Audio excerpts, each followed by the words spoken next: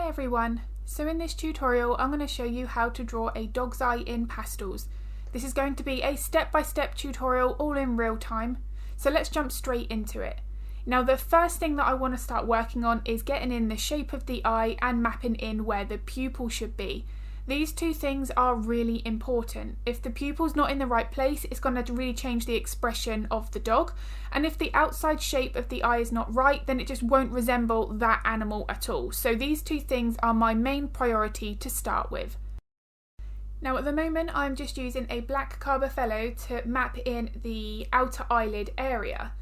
Now the one thing that I want to mention here is sometimes certain dog breeds, like chocolate Labradors for instance, they'll actually have more of a darker brown or a pinker sort of eyelid colour. So in those situations, I wouldn't jump to using a black pencil to outline the eye, because you can end up then something that looks a little bit cartoonish, where we have then drawn outlines around those main features. So that is something to really pay attention to. So for this portrait, I'm working on the light grey Pastelmat paper. And when I'm blocking in this here, you can see that I am drawing around one of the brighter highlights on the lower part of the eyelid. Now this here, although we can layer our lights over darks with pastels, if you've got a particularly bright highlight, this is usually a safer way to go, so you know then that you've got that as bright as possible. One thing that I will often do as well is if you've got a particularly bright highlight in the top of the eye where that main reflection is, if that there is nice and bright, I'll actually map that in with a light, potentially a white pencil first, and I can then darken that up with additional layers later on. Now if I'm working on a darker paper, once I've put in the outer shape of the eye as I am currently doing, I will then again map in with a lighter pencil to put in that reflection. So it doesn't matter if I'm working on a light paper or a dark paper, you can do that regardless. It does just mean then that you've got that safety net, that you've got the lightest pastel down first, and then you can darken it if needed. Now if you start off with a darker highlight, you can of course layer your lighter pencils on top, but you may not ever potentially get it back as light as what it would be if you applied the white first. So once I'm happy with the shape of the eye and roughly where the pupil is, you can see that the pupil at the moment looks really small, but I'm just hinting at the placement rather than the size at the moment. I'm going to then start working on the iris colour. Now selecting and layering colours is something that I'm asked so frequently here on social media and YouTube, so it's something that I do cover in depth in my Patreon tutorials. I've got a huge variety of domestic pets, dogs, cats and horses, and a wide range of wildlife subjects there, so I can really tailor my Patreon content to any members who might want to start taking on pet portrait commissions of their own. So if any of my in-depth tutorials on Patreon are of interest, I'll link that in the description below. And now I upload everything with a voiceover while I'm drawing, so every single process is explained thoroughly. I also have a library on my website which lists all of the tutorials that are immediately available there as soon as you sign up. And the wonderful thing about Patreon is you can stay for as long as you like, or you can cancel at any time. It's really flexible. So going back to layering the iris colour, here I am just focusing on my main lights and darks. Now when we're working with drawing realistic eyes, the shading is so important. It's the shading, the lights and the darks that actually make that eye look like a sphere and three-dimensional shape. So here that's my main focus. I of course do want to get the colours right, but when I pick my colours, it's based really on, do I need a dark colour or a lighter colour? And is that colour a warm colour or a cool colour? Now again, this is something that is far easier to explain in my real-time tutorials. I've got the use of a very simple colour wheel system to really identify specific colours in our reference photos. But without a doubt, it's the lightness or darkness of that colour that I mainly focus on, because the contrast I feel makes more of an impact and a difference to the finished portrait. And this doesn't just go for eyes. You'll see that the fur here that I've started to work on around her other eye is really dark, and I've got my highlights nice and bright. Those individual grey hairs, that's what also makes the fur look realistic as well. Now if you would like to see portions of the fur in a tutorial here on YouTube, then do let me know in the comments below, because I'm more than happy to get that created as well. Now here with the additional layers that I'm adding, look at how I'm refining the shading. So I'm going back in with some darker burnt sienna colours on the edges. I'm not putting these colours in the centre of the eye. I'm mainly keeping it on the left and right hand side, and depending on the light source you'll also have a subtle shadow at the bottom of the eye as well, just above the lower eyelid. This here is all about a layering process. I don't want to be starting off with my lighter pencils for my first layers because I then won't have anywhere to build up to. Now when I am working on the iris here, I will usually work from dark to light. The only exception would be is if the iris did have a brighter highlight, because sometimes that is going to also have a reflection there, then I will of course map that in earlier on, like what I've mentioned at the beginning of this tutorial. However, normally those highlights are not going to be as bright as the highlight at the top of the eye. Usually that's going to be reflecting a lot of the sky, so that there is going to be remaining as your brightest highlight. Now of course, I can't stress enough, it's going to depend on the reference photo that you're working from, but when you do work on eyes with, or even any element, have a look at what is your brightest part of the highlight in that one section of your portrait.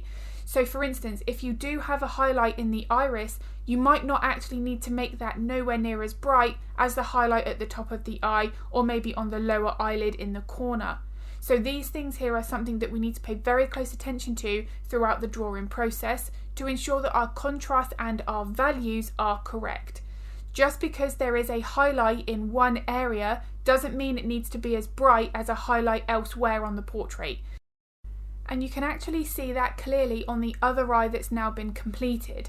There is a reflection in the corner of that eye that looks more like a lighter brown yellow ochre colour. That there is not as bright as the highlight at the top of the eye because that's reflecting the sky above the dog. So these two things here, yes, there are two separate highlights, but we don't want to be using the same pencils for every single highlight. So over the last couple of minutes, I've mainly just been working on the shading on the edges of the eye to build up that nice sphere three-dimensional shape. I felt like I was now happy with the base layer. Now what's important when you're at this stage is that your base layers is dark enough, because when you start to come and add in your mid-tone highlights, as I am now, they may not show up if the layer underneath is too bright. And this is a common question and a common issue that often happens when working with any colour-based medium.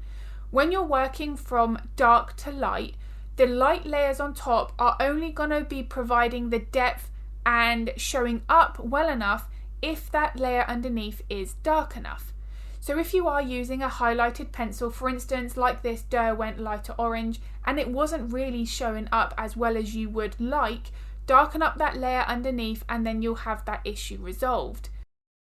And quite often that is where the issue begins, because we may be potentially worried that if we go too dark we can't lighten it back up again, that we will then limit the amount of depth that that area of the portrait will have. The wonderful thing with working with pastels on Pastelmat paper is I've never got to the point, if you're using the same layering process as I am here, I've never got to the point where I've filled the tooth of the paper and I can't apply additional layers. So if ever you do feel that you've gone too dark, then we can very easily lighten it back up. Now as I'm starting to build in my highlights here, look at in the corner of the eye, that very tiny line, I was able to add that in with my white pencil on top of the dark black of the outer eyelid. This here is a prime example that you can layer your lights over darks very easily with pastels, and that is the wonderful thing about this medium. Now it's at this stage where I am going to start to add those final little details and the touches that make the eye look three-dimensional. So before we get into that section of this tutorial, if the tips and techniques that I've shared so far have been useful, I would really appreciate it if you could give the video a thumbs up and a like, because it makes a huge difference to my channel. I do also upload 2 to 3 videos to YouTube every week, so if you would like to get notified of that content, then hit that subscribe and the bell button. Now when it comes to drawing finer, thinner lines with pastel pencils, the amount of pressure that's applied to the pencil is one of the most important techniques. Now because this is something that can massively affect the way that the pencil strokes will look, I cover this in every single one of my tutorials on Patreon. I've got a very simple method of showing my Patreon members through the use of a putty eraser how much pressure I am applying through each layer of the portrait that we're working on. And this then enables my Patreon members to clearly see if they are applying too much pressure to that pencil, which may be why they're not getting the desired pencil stroke that they're after. Quite often it's thought that if you've got a sharp point to that pencil that you should be able to get really fine details, but quite often that's not the case. You can still create fine details with a rounded or blunt pencil as long as you're using the correct pencil technique. Throughout the layers here, I have been working with a few of my sharper pencils, but that's mainly so that I can be very precise and know exactly where that lead is hitting that paper, so that then I'm adding my reflections and my shadows, the shading of the eye, in the correct places. So the last thing that I wanted to finish off was of course the reflection on the top of the eye. Now here, this is not a bright white highlight. We're going to have to really study that reference photo to see exactly where that light source is coming from. One eye might have a highlight at the top and the other may not. So again, this is really subjective to that individual photo. But here, I actually did put in a layer of a grey pencil first. I'm going to tint that with my sky blue and then add my reflections on top. However, if I did have a really bright highlight, I would be working in the opposite. I would be starting with my highlights first and then adding the shading on top. The blues can then adjust that white and then we can put the greys on top to darken it. If you then needed to break up that darker grey blue colour with additional highlights on top, maybe you can see some clouds in the reflection of that eye, then you can go back in with your whiter, lighter pencils. Now once I'm at the point where I'm happy with the reflection, I then want to make sure that I've got the shape of that accurate. Now in most situations, I will make the edges at the lower of my reflection a little bit rigid because I know then I can overlap the dark pupil colour to fix that shape, which is exactly what I'm doing here. One last bit of shading which is really important is the top of the reflection. Now in this case, it was actually the eyelashes at the top of the eye that were being reflected down into the highlight. But quite often you'll have a shadow at the top, so you might not necessarily want to put a bright highlight right at the top of the reflection. If you zoom into that photograph, like in the other eye for instance here on the left side, you can see that it's actually got a darker grey and then the highlight starts. Having that nice soft transition from dark to light with that shading is again going to help to build up that sphere shape. But in this situation, it was the hairs at the top of the eye that were being reflected down, which has broken up the shape of the top part of that highlight. And here is a photograph of Lola's finished portrait. Now the one thing I want to quickly mention as well is the eyes may not be the same size depending on the angle of that reference photo. So in this case, Lola's head was slightly tilted to one side, so that will make one eye look slightly bigger than the other. This here again is something to pay very close attention to because the size of the eyes is going to affect the shape of that dog's face, the expression. It won't resemble as much like that pet. So this is something that we do really need to make sure we pay very close attention to when we do our initial sketch.